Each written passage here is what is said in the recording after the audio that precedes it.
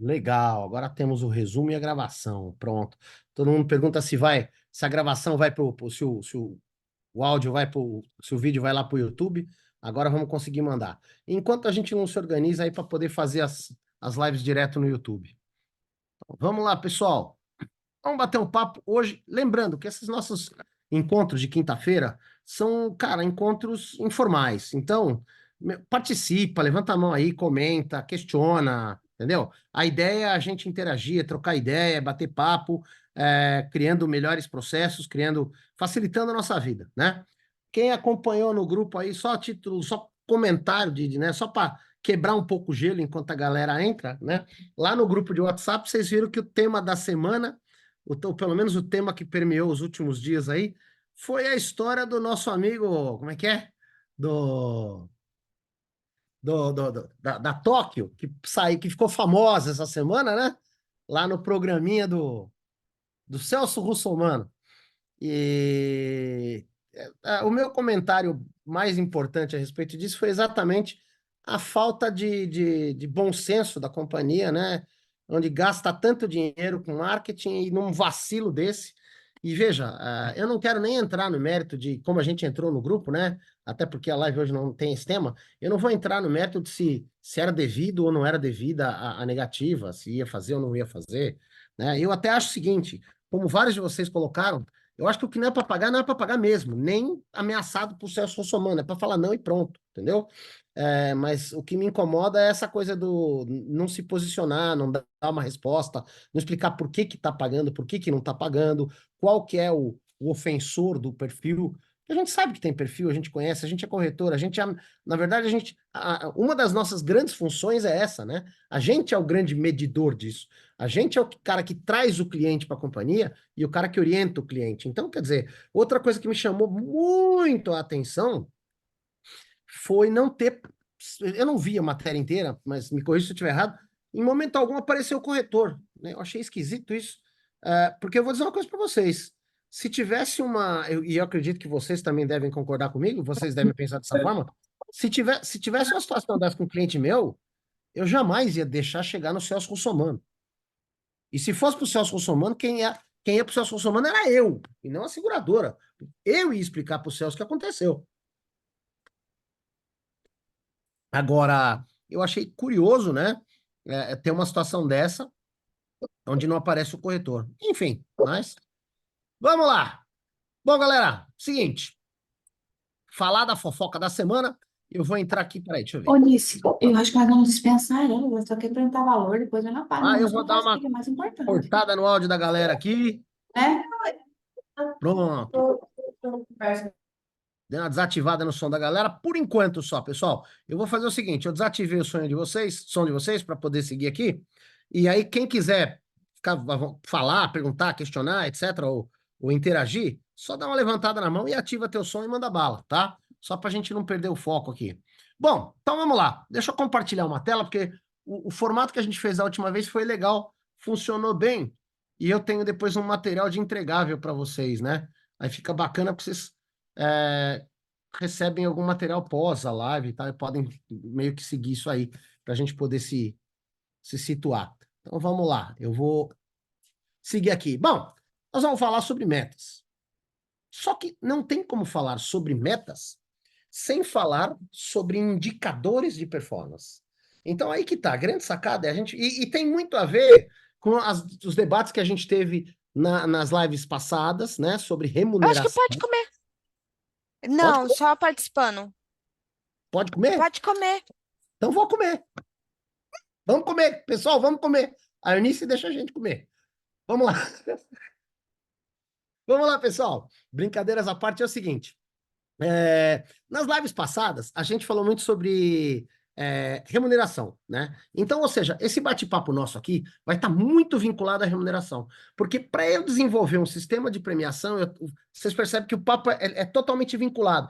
Eu preciso atingir meta. Se ele atingir tal meta ou suplantar tal meta, ele vai ganhar premiação, sim ou não. E por aí segue, tá? Então, nós vamos falar bastante disso agora. E aí, quero ouvir os inputs de vocês. Ah, deixa eu pegar aqui e vamos seguindo. Joia? Então, o que nós vamos falar primeiro? Gerenciar, tá? Nossa missão enquanto gestores, né? Nossa missão enquanto empreendedores é gerenciar nossa operação. Então, acho que antes de mais nada, eu queria compartilhar com vocês uma definição do que é gerenciar, né? Gerenciar significa atingir resultados determinados, ou seja, não é qualquer resultado. É um resultado determinado por metas e objetivos, tá? Através da administração dos recursos que você tem. Quem tem mais recursos vai atingir mais resultados, quem tem menos recursos vai atingir menos resultados. Basicamente, num nível macro, quais são os recursos que a gente tem? São três: pessoas, processos e produtos ou serviços. Então, pessoas é nosso time, ou as pessoas que nos atendem, por exemplo, das seguradoras. Processos é o que a gente desenvolve na nossa operação, ou aqueles processos naqueles que a gente, aos processos aos quais a gente está, vamos dizer, subjugado, que são os criados pela seguradora. Eu não criei esse processo, vamos dizer, sou obrigado a seguir ele. E produtos e serviços é exatamente aquilo que está disponível no nossa prateleira de produtos por oferta, tá? E aí tem uma expressão que eu gosto muito, que era do saudoso agora, né, o Abílio Diniz, que ele falava, na verdade, essa frase não é dele, não é do Abílio, né? Essa frase era de um cara que era um dos maiores consultores do Brasil, que é o Vicente, tá dando branco. Eu vou lembrar o nome dele, que é um grande consultor que trabalhou muito com o Abílio, que ele falava, olha, vamos gerenciar três coisas. Se, pessoas, processos, produtos. Se tiver alguma coisa errada na tua empresa, pode procurar que está num desses três. Não raro, está nos três, né? Às vezes, ou em dois desses três e por aí vai, tá? Mas, enfim, vamos lá, vamos seguir. Olha como uma coisa que é simples aqui vai começando a se tornar um pouco mais complexa quando a gente vai entrando um pouco mais no tema. Quer ver? Vamos lá. Vamos lá. Que recursos humanos eu tenho? Eu tenho equipe, eu tenho gestão de talentos. Aí eu vou dar um exemplo de eu ter recursos, né? De como é que a nossa vida fica mais fácil ou mais difícil com relação a recursos. Bom, galera, a gente mesmo já falou aí nas semanas passadas, por exemplo, qual a dificuldade de seleção de pessoas no interior, em São Paulo, né? E por aí vai. Recursos financeiros, capital, aporte, capital de giro. Eu tenho dinheiro para fazer uma ação de vendas, para começar uma ação de vendas, remunerando a galera antes de vir o resultado. Recursos tecnológicos, eu tenho infraestrutura, eu tenho telefonia suficiente, eu tenho rede, eu tenho sistema, eu tenho CRM, né? Materiais, recursos materiais, onde é que vai ser isso aí? Eu tenho o meu escritório tá adequado, não tá? E por aí vai. Intelectuais, recursos intelectuais são treinamento, capacitação, recursos informacionais, ou seja, eu tenho os dados que eu preciso, eu tenho um BI, eu estou conseguindo criar uma inteligência de dados na minha operação. E aí existe essa questão, metas versus recursos. Quer dizer, quanto menos recursos eu conseguir, menos eu atinjo metas ou menos eu vou conseguir ser mais agressivo nas metas, tá? Agora vamos lá, seguindo um pouquinho mais. Da onde vem a história da teoria das metas, né? É um assunto relativamente recente, né? Sempre se falou de metas, né? Desde 1900 e bolinha. Mas eu acho que o material mais relevante que apareceu nas últimas décadas sobre metas foi o tal do conceito SMART, né? Que foi um artigo escrito por um cara chamado George Doran. Não faço a menor ideia de quem foi esse cara. Se você quiser, depois procura, pesquisa, porque eu não faço ideia. Não fiquei curioso também. Mas o cara escreveu um artigo chamado SMART, né? O Smart Way. O tema do artigo dele era The Smart Way to Get Results, ou seja, um jeito smart, inteligente, né, de conseguir resultados. E daí vem o SMART, que consiste nas cinco pilares das metas, que ela tem que ser sustainable, o S, measurable, M, attainable, possível, né? Rewarding, que é recompensador, e timely, que ela tem que estar dentro de um escopo de tempo. Bom, como eu acho que o smart não é um conceito muito, né, fácil da gente trabalhar, porque aí tem que ficar explicando em inglês, eu resolvi traduzir para o português. Aí você vai pegar uma palavra que tem a ver e que eu possa fazer a mesma combinação. E qual não foi minha surpresa quando eu descobri que a própria palavra metas possui a mesma formação. As metas devem ser metas, ou seja, mensuráveis, específicas, temporais, atingíveis e satisfatórias, tá? Ou seja, a própria palavra metas já facilita a nossa vida para você poder entender quais são os 5 pré-requisitos de metas. Bom, mensuráveis. Por que mensuráveis? Não adianta eu dar uma meta para alguém se eu não conseguir medir quem é, ou com algum indicador, um número, tá? Então, por exemplo, metas comportamentais. Quem foi o funcionário mais legal? Quem foi o funcionário mais simpático? Isso é impossível você conseguir fazer uma meta de simpatia, de legal, né? Porque não é um comportamento mensurável. Ele até pode ser implementado, sei lá, se você for viajar na maionese, qual é o funcionário mais legal? Ok, votado pelos outros. Sei lá, aí ok. Mas aí você vai ter um conceito de mensurabilidade de simpatia, se você tem votos, mais votos para uma pessoa ou para outra. Mas de onde eu estou viajando? A meta tem que ser feita em cima de alguma coisa que é facilmente mensurável. A gente estava nesse debate na semana passada sobre remuneração variável, e aí a gente chegou a uma conclusão. Poxa, eu posso criar remunerações variáveis para trocentos indicadores, mas tem alguns indicadores que são mais difíceis da gente medir, que são muito complexos para a gente correr atrás da informação. Então, às vezes, não vale a pena, tá? Além de mensuráveis específicos, qual a diferença entre mensurável e específico? Veja, vou pegar um case muito interessante. Esse mês eu vou premiar aquele vendedor que vendeu mais. Oi? Ué, mas vendeu mais é mensurável, é só fazer a conta. Quem vendeu mais? Sim, mas espera aí. É mais negócios? É mais prêmio? Ou é mais receita de comissão? Ou é mais média de comissão? Qual que é o critério que você vai usar? Ou cross-sell, vendas cruzadas? Porque, por exemplo, se eu pegar 2 produtores, quem vendeu mais? Um vendeu 10 negócios e faturou 3 mil de comissão. Sei lá, estou chutando um número qualquer. O outro vendeu 9 negócios e faturou 3.500 de comissão. Ele vendeu um pouco mais caro. Então, ou seja, a partir do momento que eu tenho uma campanha, né, um objetivo para atingir, esse objetivo tem que ser absolutamente específico. Então, vamos lá, se eu for fazer, dentro desse mesmo exemplo, o funcionário que atingir maior faturamento. Perfeito. Aí sim. Aí eu tenho uma meta mensurável e específica. Maior faturamento de receita de comissão. Show de bola. Maior prêmio comercializado. Beleza. Maior número de negócios. Ok. Pouco importa qual é o quesito que você vai colocar. Desde que seja um quesito que joga mesma chance para todo mundo. Vou dar um exemplo também. Tem essa questão. Aquele que fechou o maior número de negócios de X produto. Não adianta eu falar, um cara vendeu uma frota, o outro vendeu 30 residenciais, por aí vai. Então, ou seja, tem que tomar cuidado para deixar isso bem claro com as metas mensuráveis e específicas.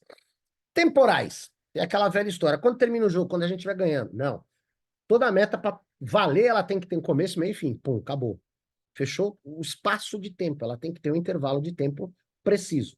E isso também gera problemas quando a gente vai estipular metas. Eu, por exemplo, tive dificuldade já. Vou dar um exemplo. Fechamento de mês. Quando fecha o mês? Fecha no dia 30, né? Ou no dia 31. Quando você fechou o seguro? Fechei o seguro no dia 31. Mas é a vistoria? A vistoria foi feita dia 1º. Como é que ficou a vigência? Ficou dia 1º. Mas ele entrou para o dia 31 ou entrou para o dia 1º?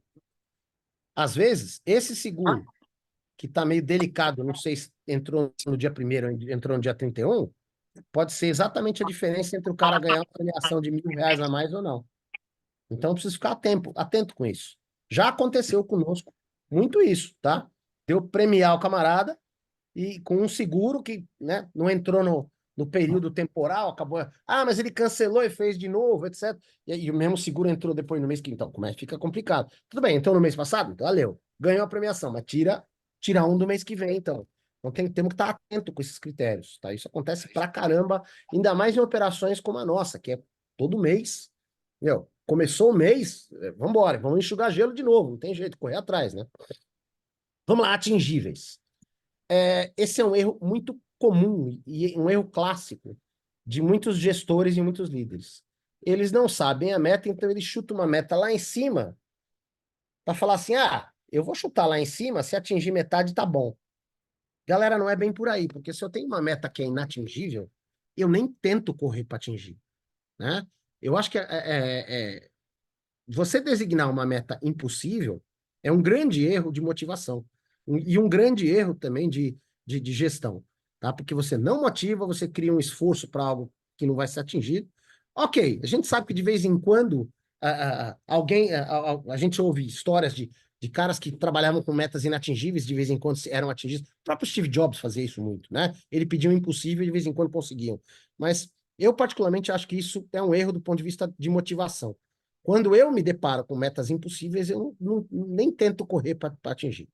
Por outro lado, né, dentro do escopo, no oposto de atingíveis, ou seja, elas têm que ser possíveis, então quer dizer, elas têm que ser razoáveis, mas elas também têm que ser satisfatórias, que no Smart seria o rewarding, recompensadoras, ou seja, tem que ser algo palpável, algo grande, algo bacana, algo que vale a pena comemorar. Entendeu? Que nem eu tô vendo agora aquela série da Fórmula 1, eu acho engraçado, os caras da Haas, eles começam a comemorar quando eles conseguem chegar em 10º lugar, né?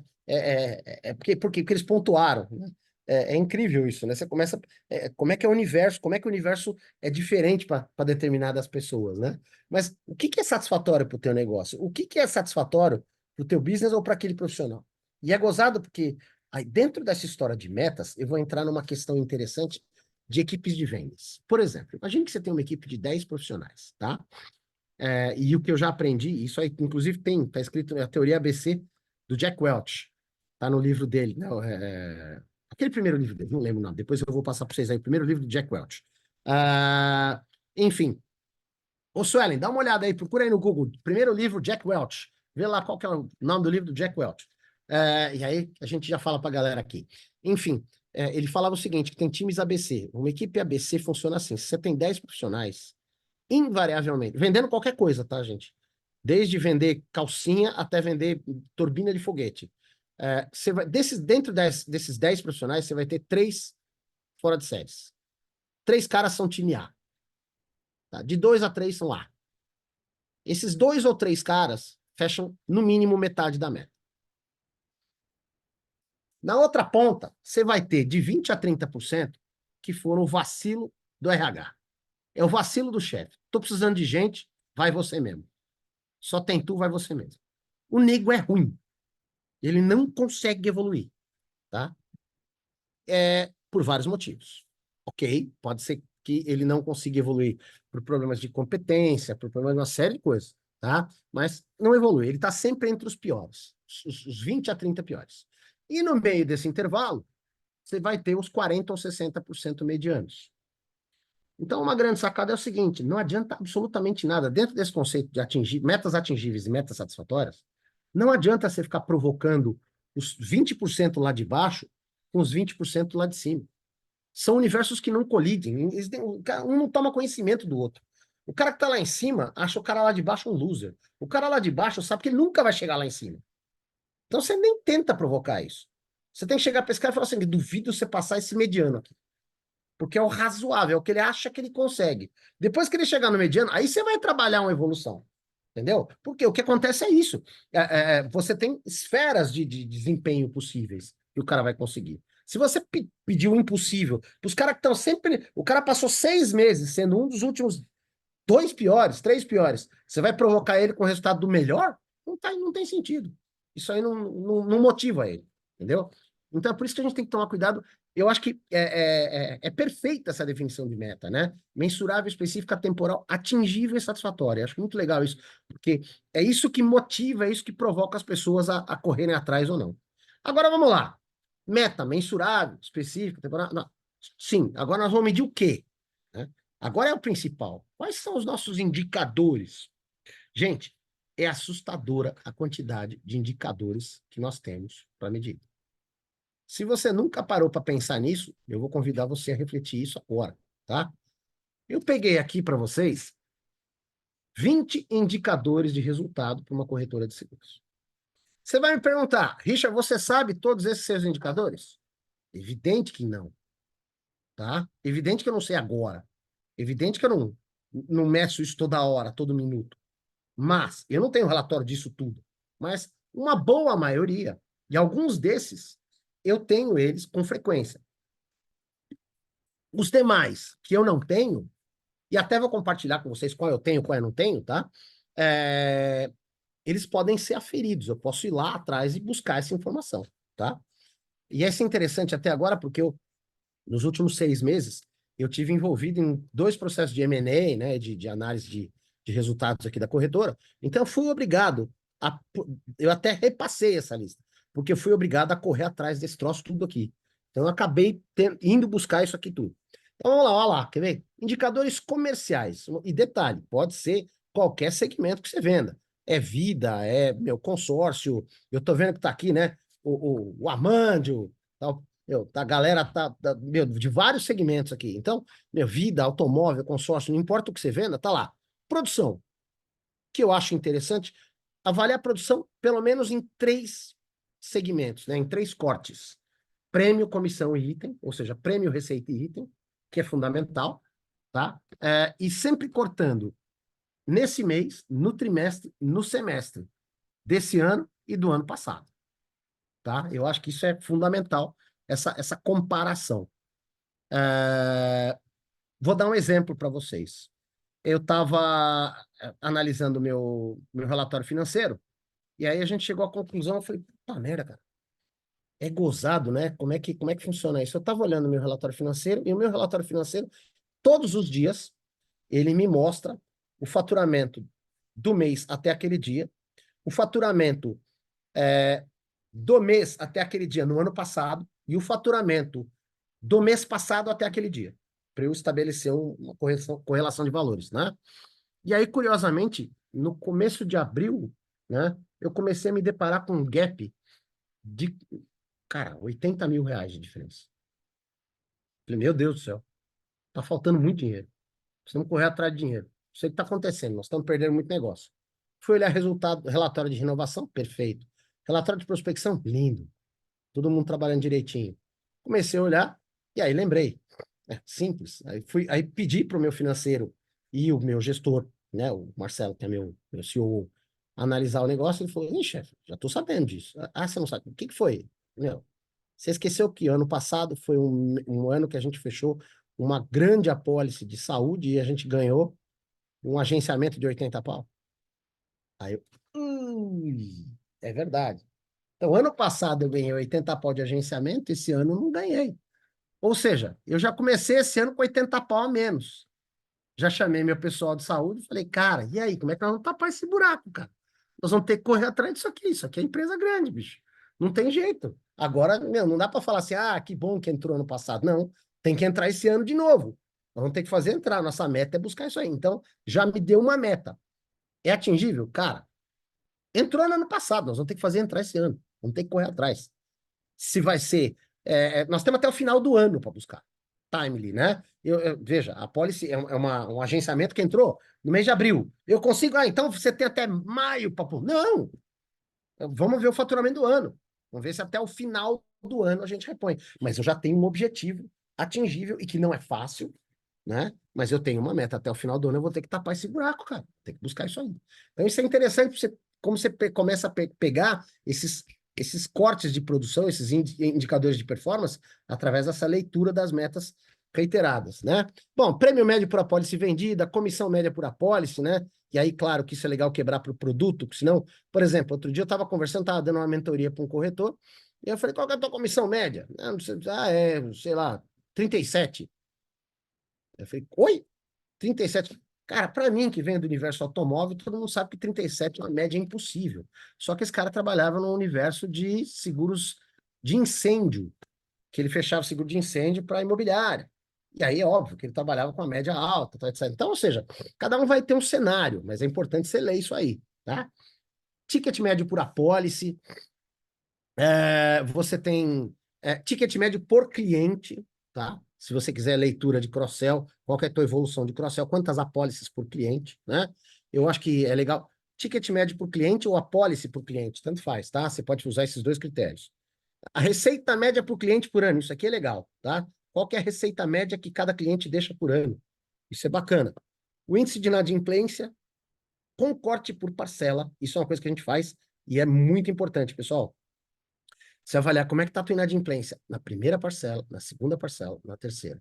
Como é que tá o cancelamento? Pô, tá, de que parcela? É muito grande na primeira, é muito grande na segunda, é muito grande na terceira. Tem que ficar muito atento com isso. Beleza, galera? Enquanto isso, deixa eu. Bom, eu vou terminar essa tela e aí vou ler aqui algumas perguntas da galera, tá? É, Índice de cancelamento com quebra. Outra, índice de cancelamento. Pessoal, tá com índice de cancelamento muito grande. Qual o motivo do cancelamento?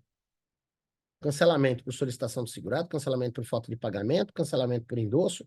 Temos que tomar cuidado com isso, porque às vezes você tiver com um índice de cancelamento alto por solicitação do segurado, você pode estar com um problema de venda mal feita.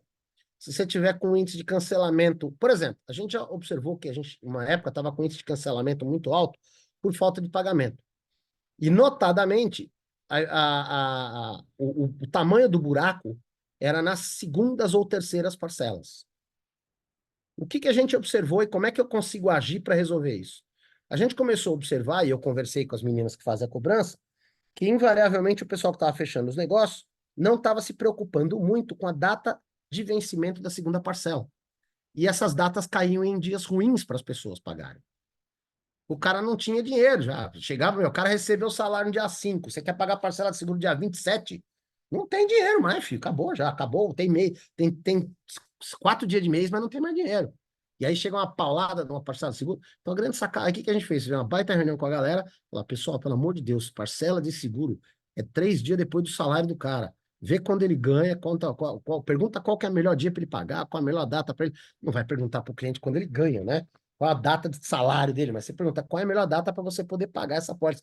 E trabalhar isso com uma pergunta clássica, assim. E aí a gente, com isso, conseguiu reduzir o nosso índice de cancelamento, né? Que estava sendo analisado. Então, você vê como é que é importante. Isso é gerenciar, atingir um resultado por analisar um indicador qualquer. Churn de clientes, ou seja, nós estamos, né, o cliente que não está vindo para renovar no ano que vem, né? Por que não está vindo? Por que está sendo desqualificado? Que acaba sendo mais ou menos a mesma coisa que a inadimplência e o cancelamento, tá? Índice de renovação da pólice, evidente, aí todo mundo já faz isso, né? Normal. E o índice de volume de vendas novas orgânicas. Vamos pegar aqui algumas perguntas da galera aqui, e aí a gente já retoma aqui. Vamos lá. Vamos ver aqui.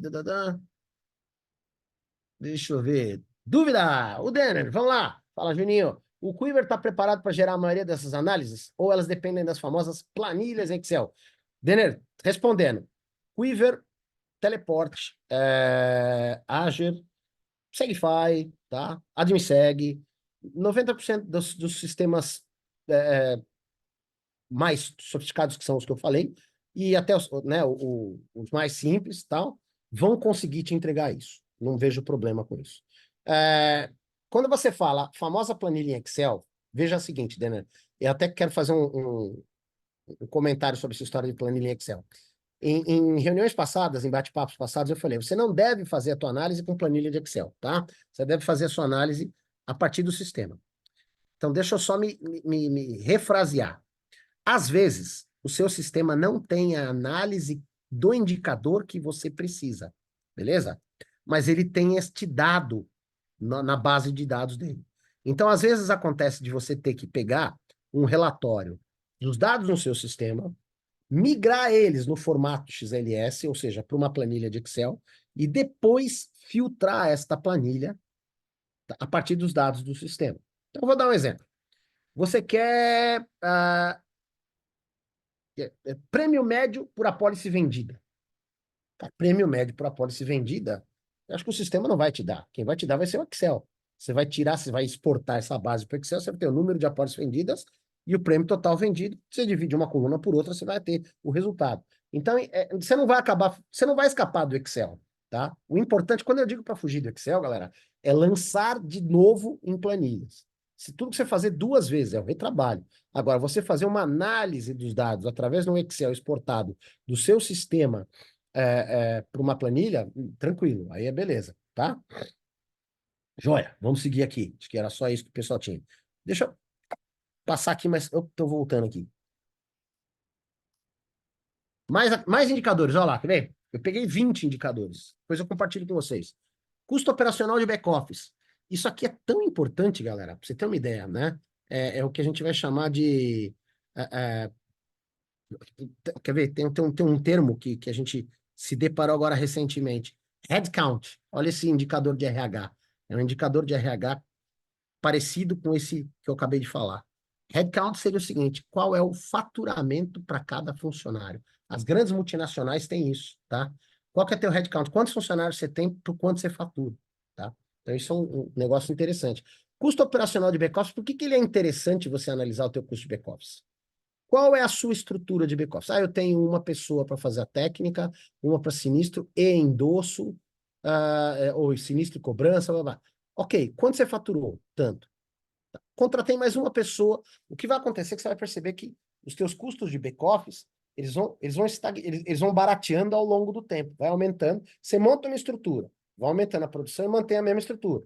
Teu custo vai caindo. Até uma hora que você precisa de mais alguma pessoa. Aí teu custo aumenta. Aí você vai caindo o custo. Então você tem que estar sempre próximo da zona de excelência, onde você tem o máximo de faturamento possível para a menor estrutura de back-office possível, tá? Como é que eu sei isso? Tem cartilha para isso? Tem manual para isso? Não, é observação. Você vai começando a perceber, meu, tá sobrando muito trabalho para você, você tá tendo que atender sinistro, você tá tendo que cobrar parcela em atraso, você tá com cancelamento aumentando, significa que isso é um indicador que tá precisando de gente no back-office. Você vai ter que aumentar um pouco o teu custo de back-office para poder faturar mais, para poder aumentar mais a tua receita, tá? São indicadores importantes. Custo comercial, já falamos sobre isso. Um farmer tem que ter um custo X, um hunter pode ter outro custo. Já conversei com vocês, a área de renovações, o ideal dela é que ela esteja na faixa entre 15% e 25% do que ela fatura. Então tá lá, ou é em reais ou é em percentual de faturamento. Um farmer, o cara da renovação, a pessoa da renovação, o ideal, o desejável, é de 15% a 25% do que ela gera de faturamento. O hunter pode ser até 100%. Se ele está trazendo produção, né? A gente teve aqui um debate nessa semana, muito rico, inclusive, sobre quanto eu pago para o cara de consórcio, né? Aliás, depois eu vou abrir esse bate-papo, o Amandio, que é o rei do consórcio, está aí, ele vai dar uma ajuda para a gente nisso aí. Mas, enfim, a gente estava falando, e aí, eu pago 1% da cota, tá certo? Porra, 1%, se a cota é de 100 pau, eu vou pagar milão. E aí a gente começou a deparar. Você percebe que nessa discussão que a gente teve no grupo, e todos vocês estão no grupo, nessa discussão que a gente teve no grupo essa semana, foi muito claro a gente começar a perceber que é impossível eu falar sequer de remuneração se eu não conseguir definir a meta nos 5 pré-requisitos deles, que é mensurável, atingível, etc., possível. Por exemplo, quantos negócios é possível um profissional de consórcio fazer por mês? Ah, 30? Dá para fazer 30 cotas de consórcio por mês, uma pessoa? Eu acho impossível, acho que não tem como, né? Mas, por exemplo, 2, 3, uma já é pouco, 2 é pouco. Se o cara é só consórcio, tem que ser um pouco mais, né? E aí vamos atingir o tal vamos buscar o tal do atingível, mas ao mesmo tempo recompensador, né? Vai lá, esse 15º é muito legal. Qual é o teu crescimento orgânico? Eu costumo chamar crescimento orgânico teu crescimento de marca. O que é o crescimento de marca? O crescimento de marca é o crescimento de relevância, que é quantos negócios novos você faz sem ter sequer ofertado para ninguém. Ou seja, quantos negócios você está fazendo por força da tua relevância, da tua marca. Que o povo está te procurando, que é diferente de crescimento alavancado. Crescimento alavancado é, pô, quantos negócios eu fiz por ação que eu fiz, né? Que eu investi. Então, eu fiz um investimento de uma ação em tráfego pago, fiz um outro investimento num canal de vendas, fiz uma premiação de não sei o que lá, tal. Isso é uma coisa. Aí é alavancado, mas orgânico é aquele é o natural. Isso era legal você medir. Eu faço uma medição bacana sobre isso, tá? Então, a gente lança isso no sistema. Por exemplo, uma curiosidade.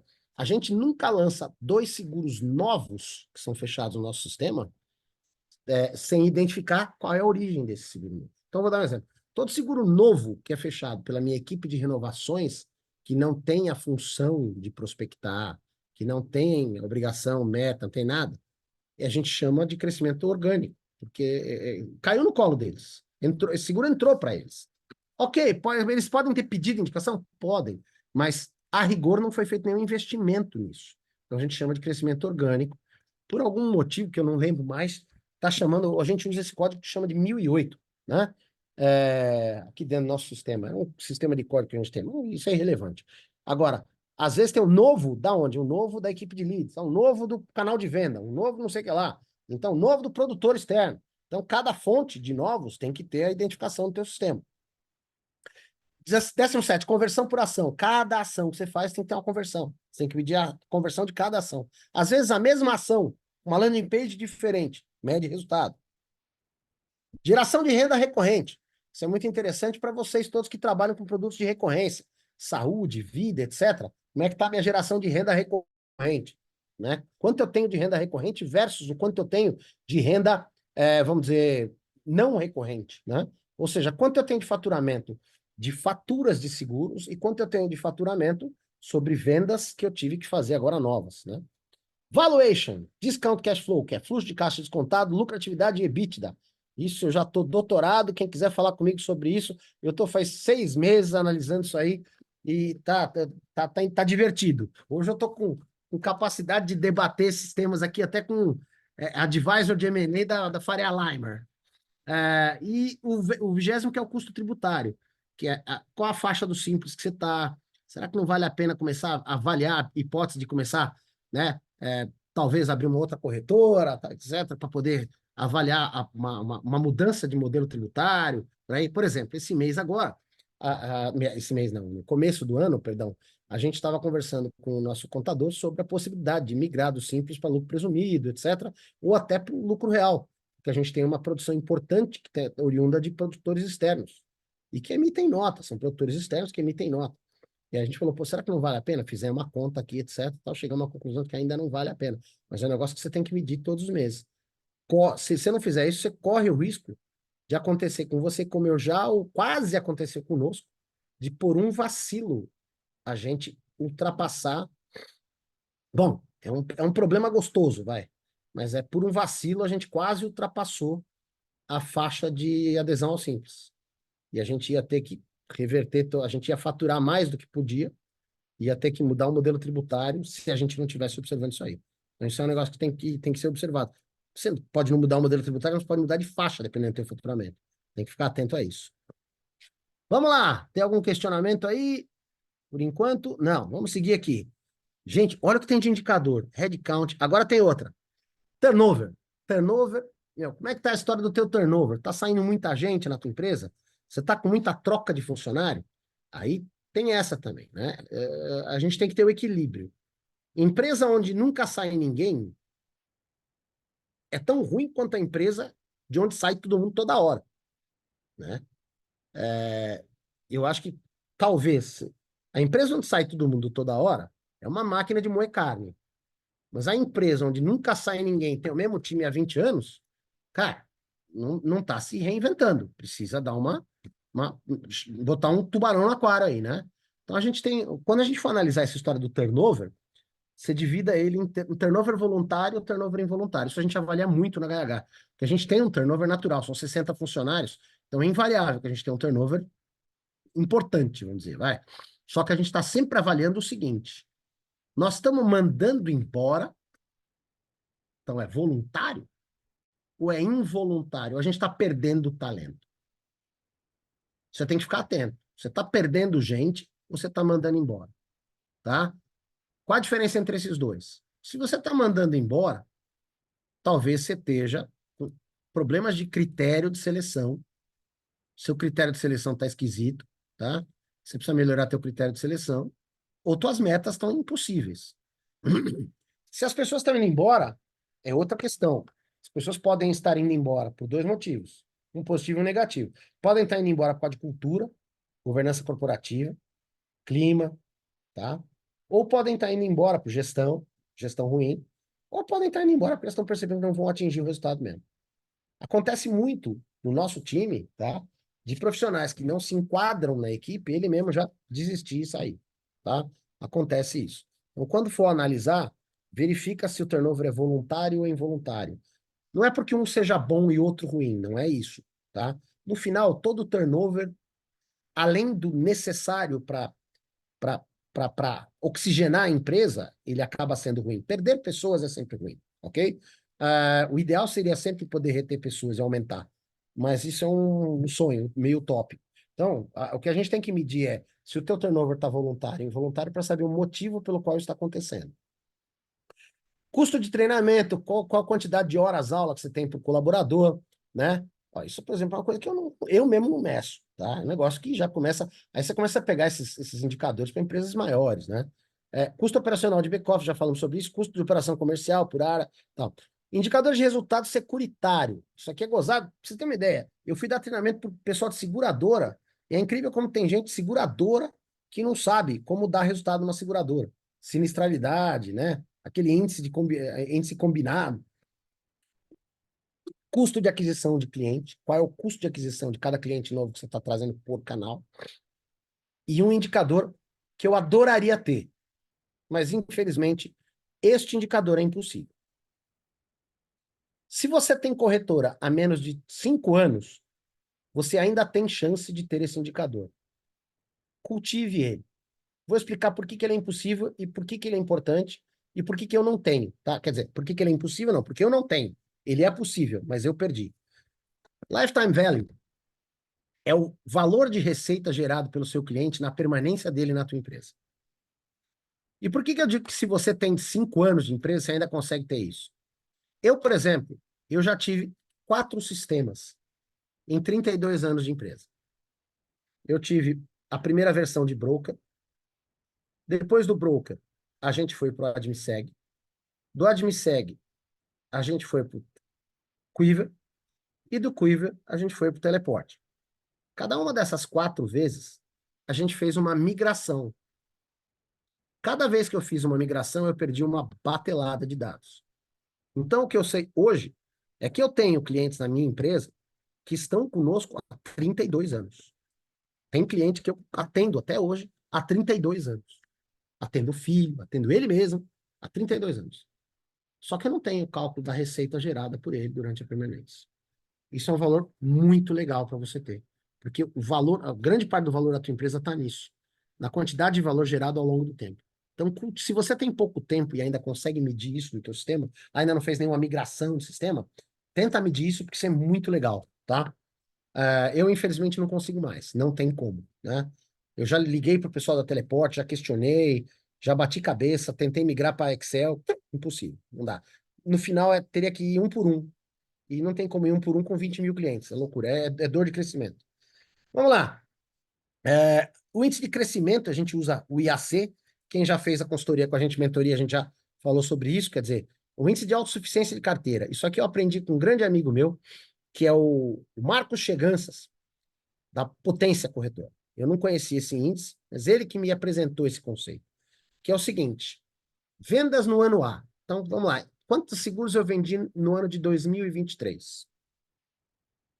Aí, o que que eu pego?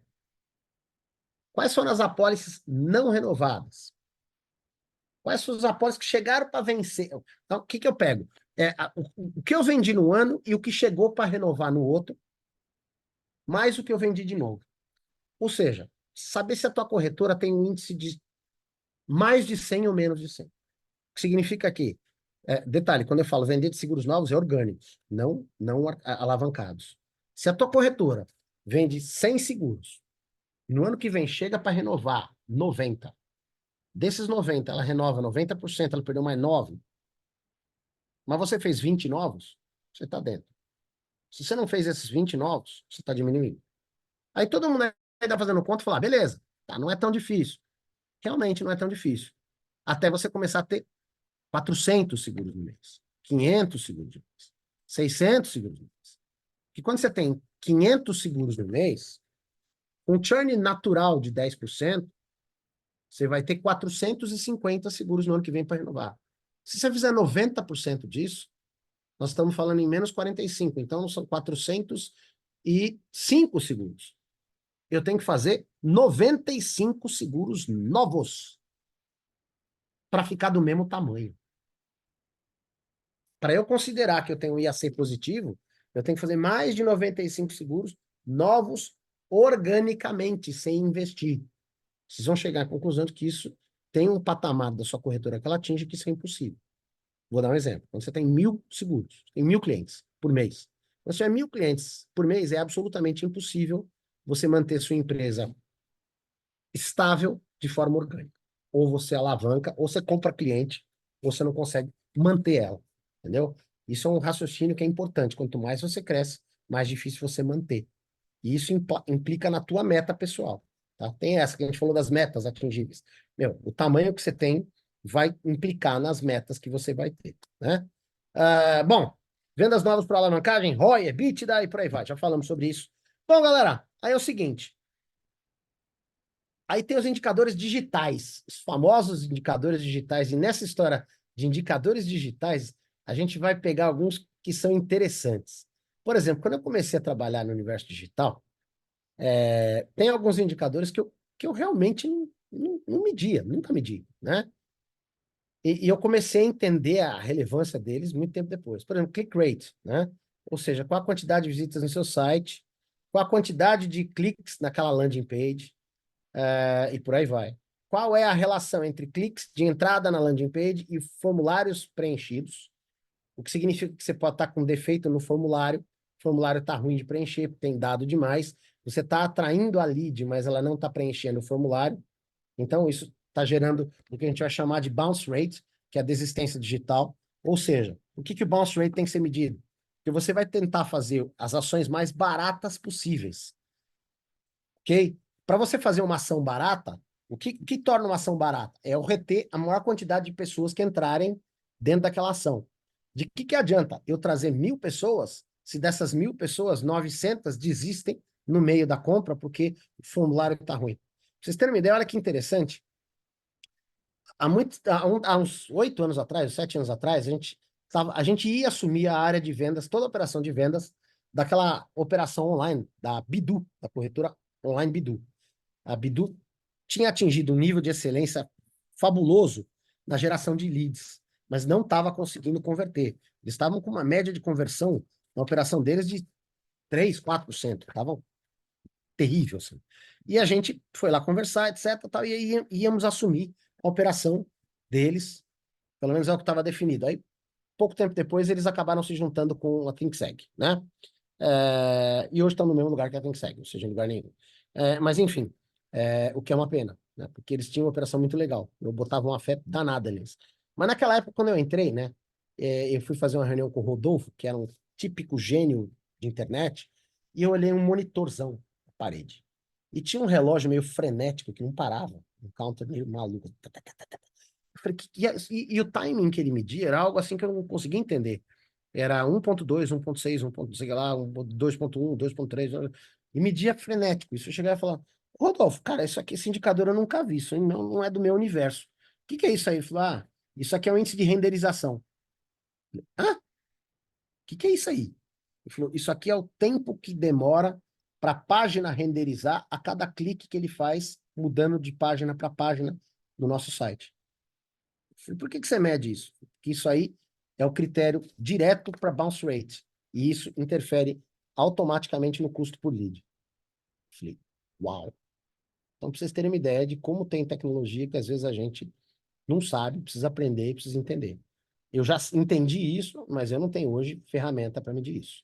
Porque nós não somos uma empresa, vamos dizer, full digital, né? A gente não é uma corretora, a gente não tem esse tipo de tecnologia aqui. Mas, enfim, eu já entendi por que precisa medir.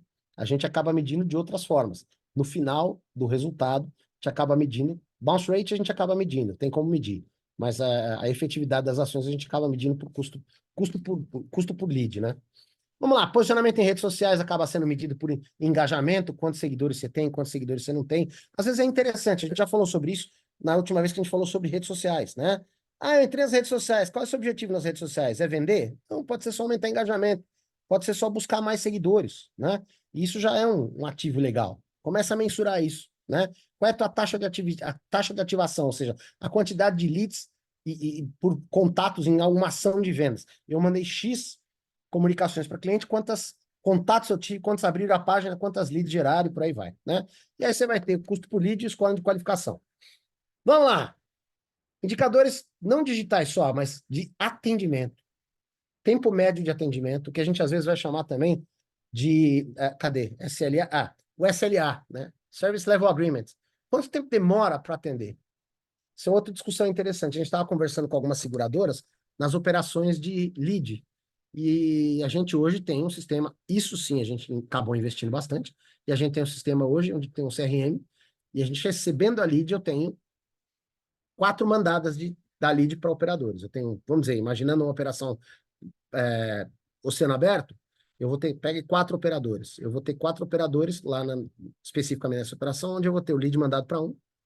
Se em 30 segundos ele não captar a lead, vai para outro. Em 30 segundos vai para outro. Em 30 segundos vai para outro. Passados os 30 segundos de cada um, que dá 2 minutos, isso vai para o supervisor, que ele vai ter que dar um jeito de atender isso aí. Ou seja, o nosso SLA de atendimento de clientes online, oceano aberto, é 2 minutos. A gente conversando com as seguradoras, eles estavam falando que tinha operações deles que o SLA era de um dia. E aí você pergunta por que não está dando certo a operação. Um dia para atender um cliente, num universo onde 15 minutos é a eternidade, né? Eu costumo brincar com o pessoal nas consultorias que é o seguinte: qual é o tempo razoável para atender um cliente pela internet? Eu falei, olha, faz o seguinte, prende a respiração. Quanto tempo você consegue prender a respiração? É mais ou menos a paciência que o cliente da internet tem para te esperar. Então, ou é na hora ou não é, né? Pode ser, eu já liguei para o cliente 1 hora, depois fechei. Ok, mas aí já vai para sorte. Aí já não é estratégia, aí já entrou na sorte. Beleza, galera? Tempo médio de espera, volume de invasão de ligações, aí a gente mede isso, qualquer sistema de telefonia básico faz isso. Isso é interessante a gente começar a observar. E o bom e velho NPS, né? Que eu acho que muita gente já deve aplicar. Quase todos vocês devem aplicar o NPS, eu acho fundamental, né? Aplicar o NPS. Acho que dos nossos debates que a gente teve aqui, foi basicamente o seguinte, né? O principal debate que a gente teve foi: devo aplicar o NPS? Por exemplo, o NPS do sinistro, né? Um negócio interessante. Eu aplico o NPS do sinistro, o cara me dá uma nota baixa, mas o meu operador, o meu analista foi sensacional. Quem pisou na bola foi a seguradora. Como é que fica? Eu vou receber nota baixa? Então faz sentido você mandar um NPS distinguindo seguradora e corretora. E por aí vai. Beleza? Bom, galera, agora é o seguinte. Eu vou aproveitar para dar uma pausa para a gente interagir um pouco. Vou até interromper o compartilhamento aqui e vou passar um pouco a palavra para vocês, senão fica muita conversa eu e a gente não ouve vocês.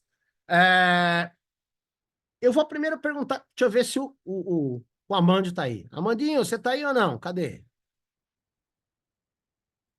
Deixa eu ver se nosso mestre do consórcio está aí. Não está.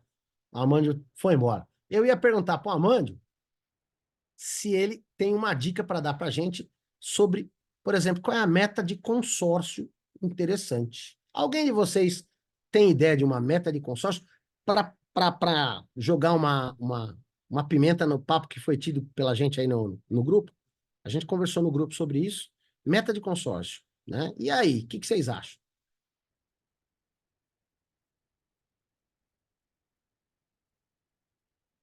4 cotas. É bom? É razoável? É pouco? Vamos lembrar que o funil do consórcio é um inferno, né? Você fala com 1 milhão de pessoas para fazer uma venda. Eu costumo falar o seguinte: as cotas de consórcio que eu costumo fechar, eu estou falando de consórcio com a pessoa quase 1 ano atrás. Porque é o seguinte, você vai infernizando, até a hora que o cara cai a ficha, tá bom, vai, vou fazer esse troço. Com licença, Richard. Vamos lá, quem tá falando? Pode falar, Bruno. não. Beleza? Não Vamos sou lá, do irmão. consórcio, mas vamos meter meu bedelho nisso aí. Tá Adoro. bom? Vambora. Mas isso não seria muito específico por segmento? Porque, assim, tempo de compra de um consórcio de auto por consórcio de imóvel é diferente. Faz sentido, concordo. Certo? Então, assim, É, vamos mensurar isso de uma maneira que... Qual seria o produto, né? Especificamente falando, apesar de ou que, se vamos você lá, trabalha no consórcio no me dá um geral. exemplo. Qual é a diferença, na tua opinião? Qual é a diferença do processo de venda? Ou, vamos lá, do timing de decisão. Vamos falar em timing de decisão de compra, porque isso é Tá. fundamental. Num consórcio de automóvel e num de imóvel. De novo, não sou do consórcio, mas vamos Ok. colocar. Se eu estou querendo comprar um carro, dependendo do valor estipulado desse carro, vamos supor que ele seja 100 mil. Eu acho que eu não levo mais que. Eu estou me colocando no lugar do tomador de decisão. Não demoraria mais que 2 semanas para decidir isso. Agora, o imóvel requer um planejamento, acho que até familiar, né? Se você é casado, se você não é. se tem família, como que vai comportar, qual que é o tamanho desse imóvel. Então, acho que demoraria Uhum. um tempo maior, né? Ok, Vamos colocar faz aí de sentido. 6 meses Faz de sentido, faz planejamento sentido. para. Pelo Então, menos na dentro minha desse opinião. cenário, e isso seria, por exemplo, motivo para a gente talvez quebrar a meta em duas? Meta de consórcio para automóvel e meta de consórcio para imóvel, ou não? Deixa a mesma meta. Acredito que não, porque isso é escalável, né? Então, você vai trabalhando isso, não é porque demoraria todo esse tempo que não pode ser fechado no mesmo mês. Às vezes a pessoa já está Claro, estudando o consórcio faz muito tempo, caiu na sua mesa e vai toda a expertise do corretor, do consultor, para poder converter essa venda, né? tá, legal. Eu tô dizendo se é uma prospecção, porque assim, muitas vendas de consórcio, aí alguém me corrige se estiver errado. Na prospecção, quando você, existem muitas vendas que você acaba vendendo um consórcio para quem não está procurando um consórcio, dando Claro, a entender que é a melhor solução para ele adquirir um bem naquele momento, ou para sim, ele guardar dinheiro, sei lá. sim, sim. Show de bola esse comentário teu, Bruno, e eu concordo com você. Você percebe como, lembra do Smart, né, ou do Metas? A Sim. questão do tempo, né, da variável de tempo. Qual é o tempo para tomada de decisão? Isso que o Bruno está falando faz todo sentido. Eu acho que o tempo determinado para um cliente para tomada de decisão de um consórcio de automóvel é diferente do tempo de um consórcio de imóvel, né?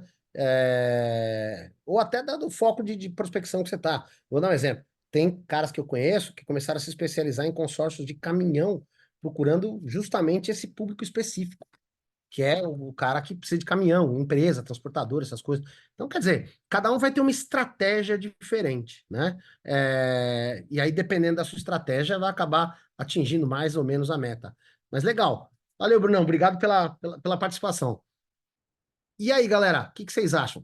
Junião, você, a gente teve falando sobre eu fiz uma provocação contigo e eu já ferrei o Verdade. cara do consórcio, né?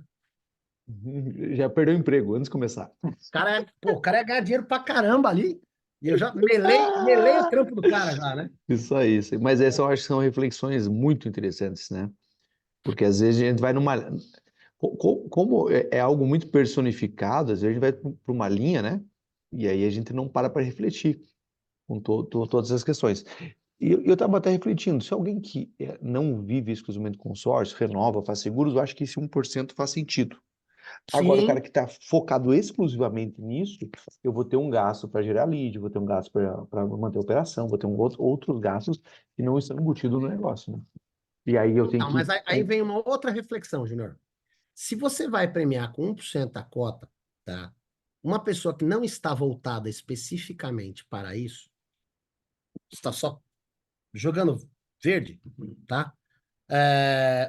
Ok, legal, é bacana. Mas vamos dizer que você vai dar milão, né? Um consórcio 100 pau, ou 1.500 num consórcio 150, pra uma pessoa que nem prospectando estava, né? Não sei se ela estava contando com isso. Eu acho que é uma forma de estimular o quê? A pessoa aproveitar uma renovação, fazer uma oferta Ofertar. e Ok, faz ofertar, sentido. né? Faz Porque eu sentido. acho, eu acho que o cara vir aqui, o cara fazer um consórcio é muito difícil. É muito difícil. Você Então, acha que mas ele não. quanto mais você ofertar, melhor. Sim. Vendo pelo teu lado, o lado positivo da tua reflexão, imagina o seguinte: o bafafá. Você pega uma equipe de 4 pessoas que fazem renovação. De repente vem uma delas, a Luana, vai lá e o consórcio? O senhor não está interessado em consórcio? Essa semana nós estamos com a campanha do consórcio. Aí o cara chega e fala, quero. Aí cai. Peraí que eu vou passar o senhor para o Júnior vai explicar. Você vai, explica e fecha um consórcio de 150 pau. A papá vai lá, fechou. Meu, eu fico imaginando o efeito disso na equipe de vendas. Meu, mano, você viu a Luana? Ela ganhou 1,5 pau no consórcio rabuda. Aí você fala, rabuda nada. Faz a mesma coisa que ela. Uhum. Começa a oferecer para todo mundo. A Luana ofereceu. Vocês ofereçam também. Quantas renovações? Vocês têm 80, 90, 100 renovações, 50, quantas seja? Meu, esse é o número de chances que vocês têm de ganhar 1,5 pau. Uhum. Então, quer dizer, tem um efeito altamente positivo isso que você está falando. Eu acho muito legal. Vou até fazer É, esse teste na minha equipe. eu acho que porque se não for algo relevante, o cara não vai gerar O esse cara não esforço corre para atrás. É isso correr aí, é isso atrás. aí. Então, assim, tem que ser uma coisa que Tem que realmente, ser pô, se eu fechar. impactante. Impactante, se eu fechar um no mês, eu ganho meu mês. É Fechou. isso aí. Às vezes o cara vai colocar uma energia para realmente focado em um, né? Então, eu acho interessante. Mas acho que tudo isso é muito legal. E eu, na verdade, Richard, o que que eu fiz? Até eu tava, aproveitei para participar. Hoje eu fiz um sistema de metas em cima de tudo que nós conversamos lá Aham. atrás, desde a mentoria, qual que é o número ideal para um renovador, enfim. E eu criei todos os indicadores. E hoje a minha meta ela gera automático de acordo com a quantidade de renovação que ele receber. É isso que eu acho bacana. Porque, veja, o pessoal fala, fiz uma campanha de vendas. Gente, eu costumo falar isso, eu repito sempre. Se você tem um modelo de remuneração inteligente, você não precisa fazer nenhuma campanha de vendas. O próprio modelo de remuneração já é a campanha eterna, né? E o seu sistema de meta, ele tem que ser montado de forma que ele se adapte ao volume que a pessoa recebe. Recebeu mais, muda, recebeu menos, muda. Cara, é sensacional. É muito A legal isso. ponto, a ponto que a hora que ele coloca um desqualificado, porque o cara vendeu o veículo, a meta dele já automaticamente já Já ajusta de muda, né? acordo com. Já muda, É isso aí. entendeu? Porque se foi desqualificada, já sai um da meta, tá, etc. Perfeito. Fantástico. Que ferramenta você usou para isso? Você criou a ferramenta? Excel. Muito bom, hein, velho, Excel. Excel. Bom e velho Lembrando, Excel. cara, Na verdade, o pessoal, que que não eu. sou contra o Excel, tá? Já falei várias vezes, o que eu acho ruim é retrabalho. Quando você usa o Excel para poder fazer uma ferramenta que agregue, aí show de bola. Aí Na verdade, o que maravilha. acontece? Hoje, o que que eu faço? Eu baixo a relação de renovação do teleporte em Excel, aí o meu gestor ele faz a distribuição das renovações. A hora que ele terminou a distribuição das renovações, a meta já está pronta. Perfeito. Fantástico. Uma grande maioria uma grande maioria perdão, das operações, dos sistemas, perdão, de informatização, já faz essa divisão da- da- das É, renovações, né? mas aí é de forma muito automática, né? Meio padrão, né? Isso, padronizado, Daí, bem quer dizer, padronizado. como. Daí É sempre bom dar uma manipuladinha nisso, é né? porque hoje nós temos alguns consultores que estão mais focados em renovações, outros menos. Eles recebem uma carga de renovação, mas um número menor, né? Outros maior. Então a gente faz, é muito personificado, não tem como fazer isso. E eu acho o teleporte, já falei até pro pessoal lá, eu acho é, a ferramenta deles nessa questão da gestão, às vezes, eu não me adaptei. Então, hoje a gente tem algumas planilhas que nos dão esse suporte. Se eu falar de teleporte aqui, eu já sei que tem alguns colegas aqui que vão começar a se manifestar. A gente, inclusive, está com algum grupo aí batendo papo. O teleporte, eu vou dizer que já teve melhor. O teleporte está passando por uma fase difícil ali, está meio perdido. Eles estão meio perdidos, tá? É Eu acho que, na questão da gestão, principalmente, eu acho que tá eu difícil. acho. Mas aí tem um pouco a ver, galera. E eu estou entendendo um pouco. Veja, qual que é a minha postura com relação ao teleporte? Cara, se eu mudar de sistema, cada vez que eu ficar bravo com o sistema, eu tô fudido, não vou ter nenhum. Eu vou ter que fazer um. A segunda coisa que eu tenho é a seguinte: qual é o nível de penetração que eu tenho para debater com os caras de forma aberta e poder reclamar com relevância? Eu consigo reclamar com relevância no Quiver? Não. Vão cagar para mim. Falar, foda-se, você é só mais um. Entendeu? Eu consigo reclamar com relevância no teleporte? Sim, consigo. Os caras param e me ouvem. Então, eu costumo falar, no fundo, qual é o melhor sistema? Cara, é aquele que você tem mais contato com os caras lá dentro. Você conhece os caras da Azure, se os caras te atendem bem, fica com a Azure. Os sistemas, no fundo, todos eles vão ter defeitos e virtudes. Então, a gente tá bravo agora. Um monte de gente tá bravo com o teleporte, a gente tá brigando com os caras, mas o que eu tô vendo é alguma preocupação em correr atrás. Os caras, faz 2 semanas, tem 2 funcionários do teleporte, meu, 8 horas por dia no meu escritório. Os caras mandaram 2 caras de teleporte o dia inteiro no meu escritório, para ajudar a resolver pepino, para botar ordem na casa. A gente formou um grupo, tá aí o Vitão, diretamente da Portugal, que não me deixa mentir, né? Que tá aí, a gente fez um grupo falando sobre Bittrex, né? Até perguntaram sobre Bittrex aqui, quanto o Bittrex tem ajudado, né? Nessa gestão de indicadores e Eu metas. perguntei. Você que perguntou, né, Juninho? Né? Cara, o Bittrex eu recomendo Mega Blaster. Assim. O Bittrex mudou muito para nossa vida. Ter um CRM, a diferença entre ter um CRM e não ter um CRM. Ter um CRM parrudo. O que eu achei o Bittrex, ele é uma Ferrari para comprar pão, né? Então, ele é muito completo, mas ao mesmo tempo muito complexo. E o segredo do Bittrex é talvez você ter que contratar a consultoria certa para você implementar da maneira correta. A gente pegou uma consultoria errada.